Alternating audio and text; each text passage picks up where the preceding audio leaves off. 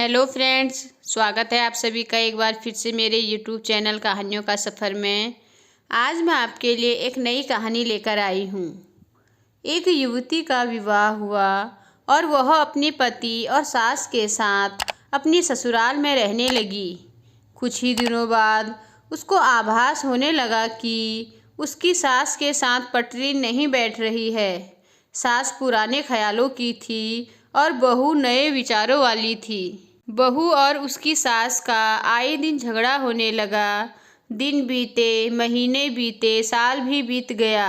न तो सास टीका टिप्पणी करना छोड़ती और न बहू जवाब देना। हालत बद से बदतर होने लगे।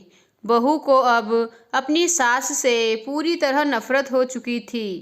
बहू के लिए उस समय स्थिति और बुरी हो जाती है जब उसे भारतीय परंपराओं के अनुसार दूसरों के सामने अपनी सास को सम्मान देना पड़ता। अब वह किसी भी तरह अपनी सास से छुटकारा पाने की सोचने लगी। एक दिन जब बहू का अपनी सास से झगड़ा हुआ और पति भी अपनी माँ का पक्ष लेने लगा तो वह नाराज होकर मायके चली आई। बहू के पिता आयुर्वेद के डॉक्टर थे। उसने रो रो कर अपनी व्यथा पिता को सुनाई और बोली, आप मुझे कोई जहरीली दवा दे दीजिए जो मैं जाकर उस बुढ़िया को पिला दूं, नहीं तो मैं अब अपने ससुराल नहीं जाऊंगी। बेटी का दुख समझते हुए पिता ने उसके सिर पर प्यार से हाथ फेरते हुए कहा, बेटी, अगर तुम अपनी सास को जहर खिलाकर मार दोगी तो तुम्हें पुलिस पकड़ कर ले जाएगी और साथ ही मुझे भी, क्योंकि वो जहर मैं तुम्हें दूंगा, इसलिए ऐसा करना ठीक नहीं होगा। लेकिन बेटी जिद पर अड़ गई, आपको मुझे जहर देना ही होगा। अब मैं किसी भी कीमत पर उसका मुंह देखना नहीं चाहती। कुछ सोचकर पिता बोले, ठीक है, जैसी तुम्हारी मर्जी, लेकिन मैं तुम्हें जेल जाते हुए भी नहीं देख सकता, इसलिए जैसे मैं कहूँ वैसे तुम्हें करना होगा। मंजूर हो तो बोलो, मुझे क्या करना होगा? बेटी ने पूछा। पिता ने एक पुड़िया में जहर का पाउडर बांधकर उसके हाथ में देते हुए कहा, तुम्हें इस पुड़िया में से सिर्फ एक चुटकी जहर रोज अपनी सास के भोजन में मिलाना है। कम मात्रा होने से वह एकदम से नहीं मरेगी, बल्कि धीरे धीरे आंतरिक रूप से कमज़ोर होकर 5 से 6 महीनों में मर जाएगी। लोग समझेंगे कि वह स्वाभाविक मौत मर गई। पिता ने आगे कहा, लेकिन तुम्हें बेहद सावधान रहना होगा ताकि तुम्हारे पति को बिल्कुल भी शक ना हो पाए, वरना हम दोनों को जेल जाना पड़ेगा। इसके लिए तुम आज के बाद अपनी सास से बिल्कुल भी झगड़ा नहीं करोगी, बल्कि उसकी खूब सेवा करोगी। यदि वह तुम पर कोई टिक्का टिप्पणी करती है तो तुम चुपचाप सुन लोगी, बिल्कुल भी उल्टा उत्तर नहीं दोगी। बोलो, कर पाओगी ये सब? उसने सोचा, 6 महीनों की ही बात है, फिर तो छुटकारा मिल ही जाएगा।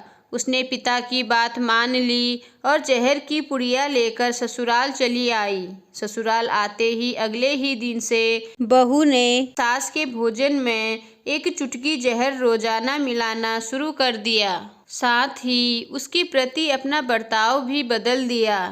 अब वह सास के किसी भी ताने का जवाब नहीं देती, बल्कि अपने क्रोध को पीकर मुस्कुराते हुए सुन लेती।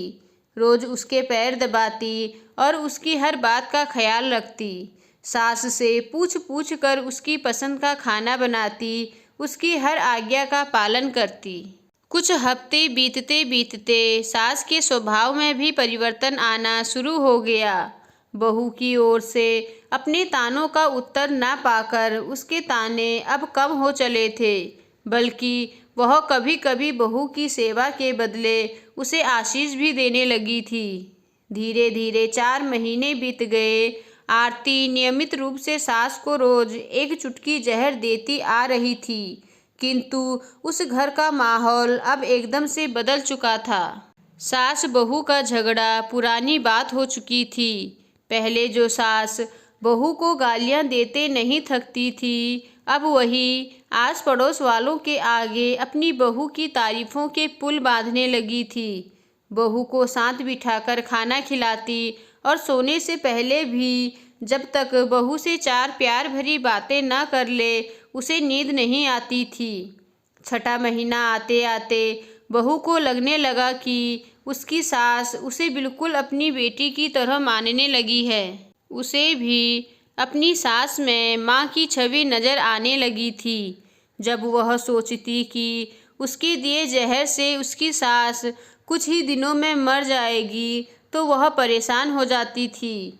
इसी कश्मकश में एक दिन वह अपने पिता के घर दोबारा जा पहुंची और बोली, पिताजी, मुझे उस जहर के असर को ख़त्म करने की दवा दीजिए, क्योंकि अब मैं अपनी सास को नहीं मारना चाहती। वो बहुत अच्छी हैं और अब मैं उन्हें अपनी माँ की तरह चाहने लगी हूँ। पिता हंस पड़े और बोले, जहर? कैसा जहर? मैंने तो तुम्हें जहर के नाम पर हाजमे का चूर्ण दिया था। और हंसने लगे। इस कहानी से हमें यह सीख मिलती है कि हर माँ बाप बेटों बेटियों को सही रास्ता दिखाएं ताकि बच्चे अपने कर्तव्य के प्रति जागरूक हों और अपना पूर्ण फर्ज अदा करें।